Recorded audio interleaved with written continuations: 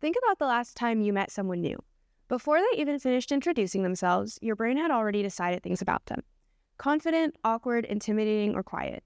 We don't mean to do it, but we do, instantly. Psychologists call this thin slicing, the brain's ability to make rapid judgments based on very little information.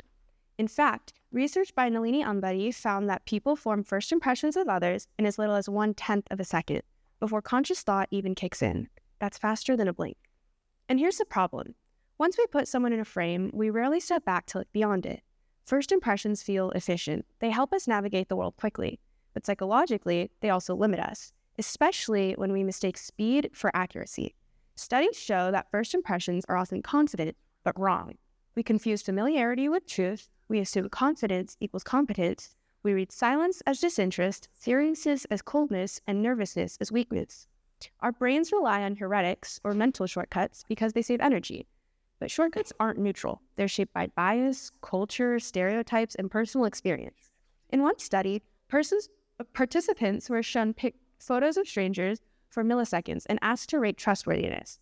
Those snap judgments ended up influencing real decisions, like who they would hypothetically hire or listen to.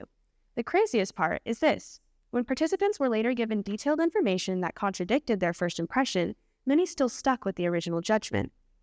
Psychologists call this the primacy effect, the tendency to cling to initial information even when it's incomplete or misleading. In other words, once a frame is built, it becomes hard to tear down. But what makes this even more complicated is that our brains don't just form first impressions, they actively defend them. Research on confirmation bias shows that once we believe something about a person, we unconsciously search for evidence that supports it and ignore evidence that doesn't. If you decide someone is rude, you'll remember the one time they interrupted you and not the 5 times that they listened. If you decide someone is smart, their mistakes become exceptions instead of proof. This means first impressions don't just shape what we notice, they shape what we remember, and that has real consequences.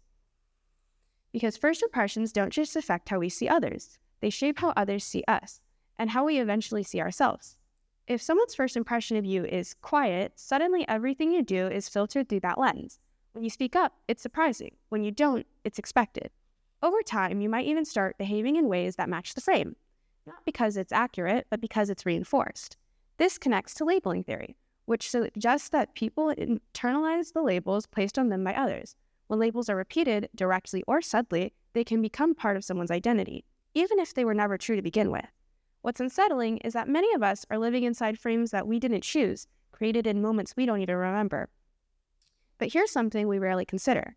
First impressions are not personality, they're context. The version of someone you meet in a classroom, a hallway, or a single conversation is shaped by stress, pressure, social dynamics, and expectations. Neuroscience research shows that anxiety alone can significantly alter behavior, making people quieter, less expressive, or more guarded. That doesn't reflect who they are, it reflects what their nervous system is doing in that moment. Yet, we treat that snapshot like the whole story.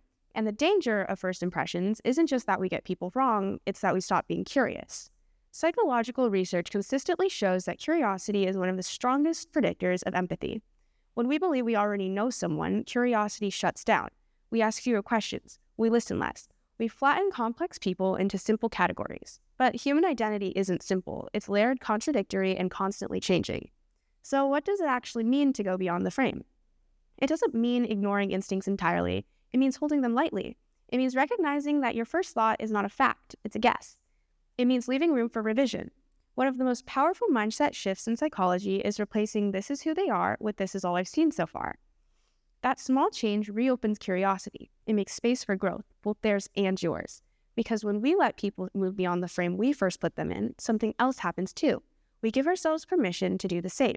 We stop feeling trapped by how we were first perceived. We realize identity isn't a fixed image, but an evolving story. And maybe the most important thing to remember is this. Everyone you meet is carrying a much bigger picture than the one you see. The frame is never the full truth. And the moment you step beyond it, that's when real understanding begins. Thank you.